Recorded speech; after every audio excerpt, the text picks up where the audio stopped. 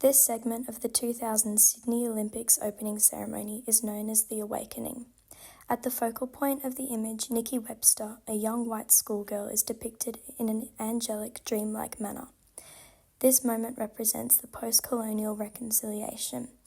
This image is a celebration of cross-cultural relationships between Australia as a nation and its Indigenous Aboriginal people.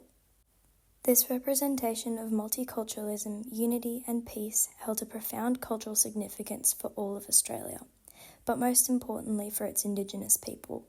An acknowledgement of individuals on such a huge scale had been long awaited.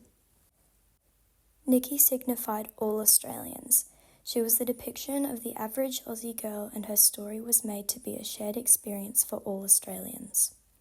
This dangerous myth and standard were so widely recognised as reality. This portrayal of a young blonde white girl signifying Australia as a whole was deeply problematic. The furthering of the girl as a sign of reality is reinforced by the light being shone directly on her, making her the key focus. The diverse nature of Australia and its deeply multicultural roots are overlooked. This representation connotes ideas of a predominantly white society. Reality is neglected and new myths and perceptions of reality are spread. The augmentation of reality is addressed by Jenny Kidd in her book, Theories of Representation.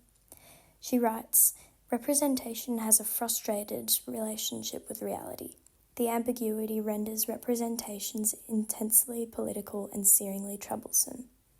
The quote outlines the dangers of losing sight of what is real and what is perceptions of reality. This theme is evident through the image's combination of male and female Indigenous people spanning from many different ages, yet signifies a myth of reality and unity. This celebration of unity was a way for Australia to take pride in its long history, its people and its culture, taking place on a global stage with 3.7 billion viewers. A regime of truth is evident through the irony of preaching unity and the heavy representation of the Indigenous Australians.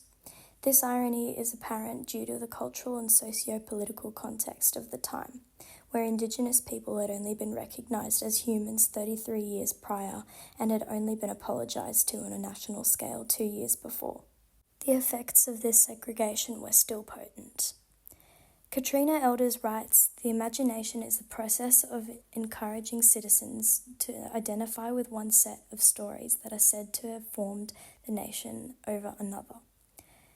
Elder highlights the ambiguity that fogs a gap between reality and what is being portrayed.